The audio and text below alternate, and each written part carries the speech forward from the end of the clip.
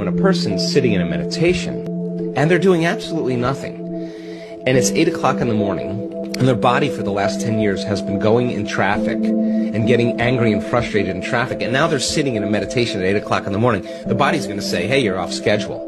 I'm used to suffering and getting angry here. Yeah. So the body's going to start looking for that emotion, and it's going to start influencing the mind, and you're going to start getting images and memories just so you could feel that emotion. Now, the person's back in the past, but if they become aware that they're siphoning energy out of the present moment into the past, and they settle the body back down into the present moment, that's a victory.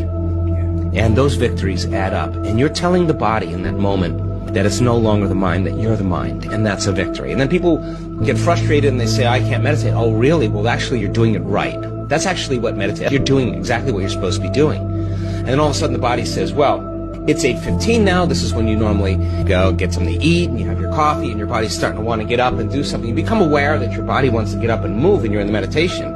And you tell your body, you bring it back to the present moment, you settle it back down. You are training the animal. That's a victory. Now you're executing a will that's greater than the program, because most people lose their free will to a program. Now you're telling the body, I'll tell you when we get up, not when you want to get up. You're not the mind, I'm the mind. And that's a victory. Now, we've done the research on this. If you keep doing this, and you stay with it, sooner or later, the body's going to surrender to a new mind.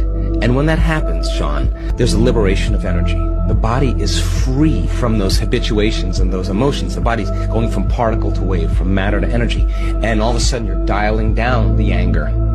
You're dialing down the vigilance, and the body now is being conditioned to a new mind. That is the present moment. And when you're in that present moment, something really amazing happens. You forget about you. All of a sudden, you're not your face, you're not your culture, you're not your marital status, you're not your diet, you're not your past. You're basically just an awareness. You're in the unknown. And that is the perfect place to create from.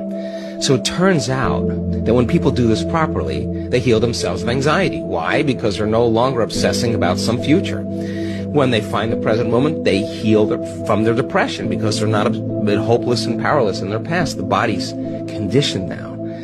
And so then, when they overcome themselves in their meditation and they step out into their life, they are more present. They can connect. They are more patient. They are more loving because they overcome the animal part of themselves.